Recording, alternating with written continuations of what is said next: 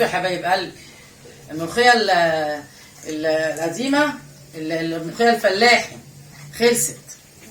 الملوخيه البلدي، الملوخيه التانيه دي بقى هي اللي طلعت ده، اللي هي السيوي دي، غير الملوخيه اللي هي الفلاحي دي. الملوخيه الفلاحي برضو بتبقى جميله بصراحه، ودي حلوه، بس الفلاحي دلوقتي زرعت بقت كلها ورد ومش حلوه، فجبت من دي.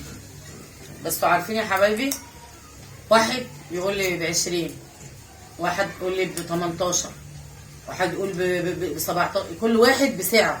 يا حبايبي لما تيجي تروحي السوق يا حبيبه قلبي، المفروض ان انت ايه، ما تاخديش من اول بياع. يعني شوفي مثلا ايه، سالتي على حاجه اسال عليها قدام شويه. انت اولى يا حبيبتي بالزياده، انت اولى بال5 جنيه، انت اولى بال3 جنيه اللي يتفضلوا. لان يعني البياعين دول بصراحه فيهم وفيهم، فيهم يحبوا يغلوا، وفيهم بيبيعوا بما يرضي الله برضه، واخدين حقهم بس بما يرضي الله.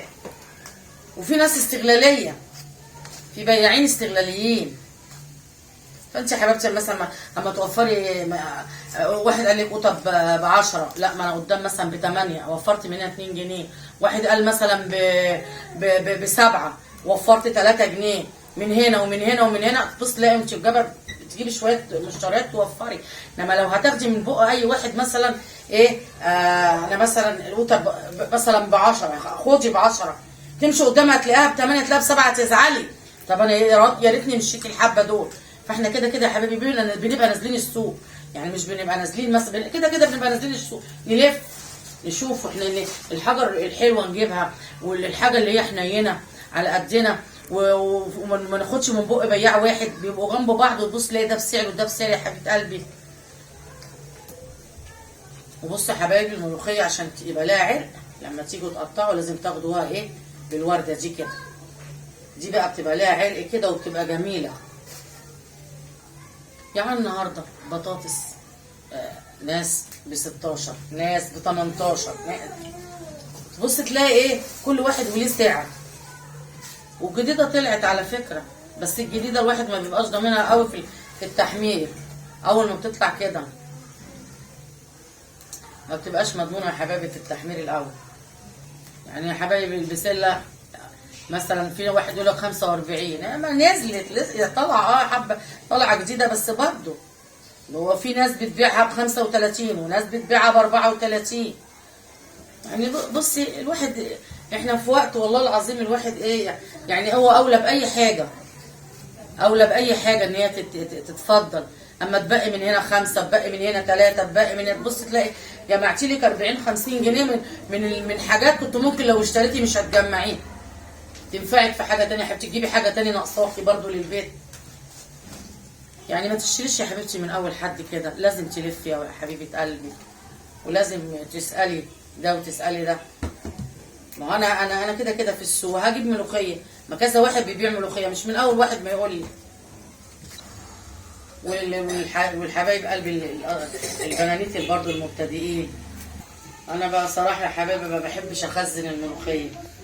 يعني هي الفلاحي دي كانت بص، كانت بتلف هنا على العربيات ال4 حزم ب10، بس ما بحبش اخزنها، ما بحسهاش يا حبايبي زي ما بتبقى معموله فريش، ما بتبقى معموله طازه كده، مش عارفه ما بحسهاش. فكل واحد يا حبايبي اذواق. في ناس يعني في ناس خزنت منها البلدي دي كتير. بصي دلوقتي مثلا دي بكام؟ دي مثلا لسه طالعه اللي هي بقول لكم اللي هي مش البلدي دي، دي مثلا ب16.